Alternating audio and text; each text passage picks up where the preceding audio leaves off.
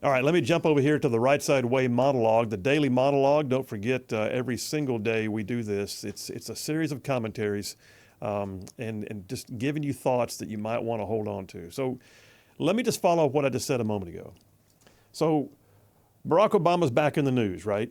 Gave a speech yesterday designed for vote shaming. You heard me, vote shaming. I'll dissect that more in detail a little bit later.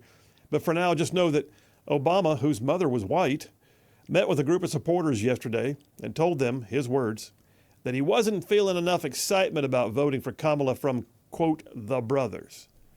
Basically saying what Biden said back in 2020, that if black folks don't vote for Democrats, then they just ain't black. It's pure vote shaming. It's also galling levels of extreme prejudice. Extreme prejudice. So let me ask you this. Have you ever been in a position of realizing that someone who has a position of authority or influence over you had already decided that you just did not measure up and should therefore, deal with you with a separate outcome? So yeah, I just described the root of prejudice. And by the way, that's actually more than just racism. I mean, to be sure, prejudice is a part of racism, but prejudice can extend to more than just race. Prejudice is the preconceived opinion about someone or something that is not always based on reason or actual experience. Under the law, it can also be something that results in harm. And when you couple prejudice with a position of influence, well, then you get a recipe for disaster.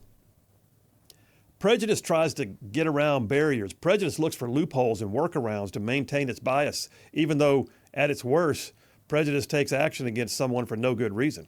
But prejudice can also be found in just like an indifference, like you don't matter as much to me, therefore I won't help you. Or because I have a preconceived notion about you, I will expect X and so from you and nothing more. Well, I had a personal experience once. Here's one of my personal moments of dealing with prejudice. So 21 years ago, I was preparing to take the bar exam. Made a late in life decision to go to law school. But I was doing so a year later than I had planned because 9/11 had happened and I had deployed immediately for Afghanistan. So after a year at war, I came home to take the bar exam, and imagine my shock when I was told that some of my prerequisites had expired because I had been away for a year. Imagine my further shock when I let the bar know that all my prereqs had been completed in a timely fashion and were all, straight up, only to find out that the bar didn't even care. In fact, one guy at the bar didn't care. His name was Keith Norman, and he was the director of the Alabama State Bar at the time. It didn't matter that everything was done to standard. It didn't matter the delay was going to set me back another year. With an attitude of complete indifference, I was told with a lack of care and concern and a complete expressed level of indifference by the director of the State Bar to just go, quote, use some of that good law school learning you got and appeal it. Well, he shouldn't have said that because I did. I may be the only attorney in the state of Alabama who had to sue the State Bar to be allowed to take the bar exam. It didn't stop there. I won, and then they tried shaming me when I got to the bar exam. In a room full of hundreds of people, I was made to sit in the front row middle seat, the very seat in front of which the executive director, who had just lost to me in my legal challenge, stood to address the room right smack in front of me a little bit later. So it was indifference at first. Then it was intimidation. Why? I don't know. By the way, he lost again when I passed the bar. Maybe he didn't like me. Maybe he didn't like my law firm or my law school. Maybe he didn't believe that I would do anything about it because he believed himself to be above my concerns. I've learned that not every form of prejudicial behavior can even be explained. But I've also learned that almost without fail, the bullies and the go-along to get-alongs and the calloused indifferent individuals, all of them will at times allow their individual prejudices to stand up against you, but they will also often back down when they are confronted with truth. I say all that because, in my opinion, we're watching a revolution take place right now. There's a pushback from people who are tired of being pigeonholed by prejudice. I'm talking about conservatives who are saying to the woke elitists that enough is enough. Like conservative influencer Robbie Starbuck, he's been exposing liberal corporations left and right lately, basically making known how badly some of them have chosen to treat conservative consumers. And when faced with the truth, companies have begun finally pulling back from the woke cliff they were standing next to.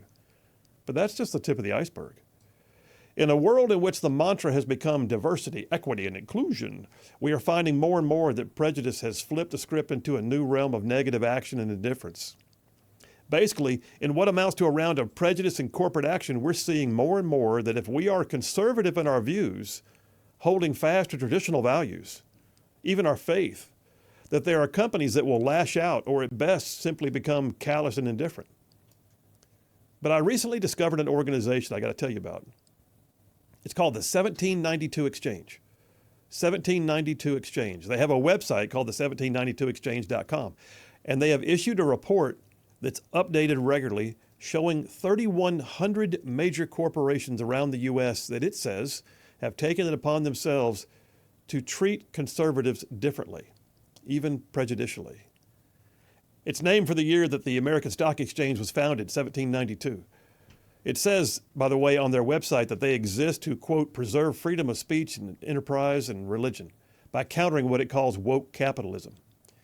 The 1792 Exchange has a mission to develop policies and resources to protect us from wokeness in the world of public commerce, and in doing so, it's compiled a pretty darn good look at major companies that have taken it upon themselves to have differing standards for how they're going to treat people, not on race and gender, but just on values.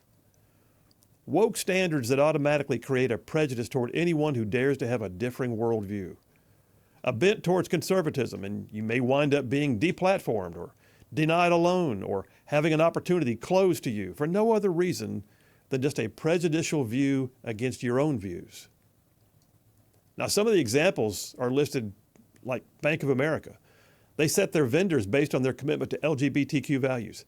They've ceased lending with some gun manufacturers. It's also provided funding to Planned Parenthood as well as the Southern Poverty Law Center. They have a long track record of targeting conservative groups.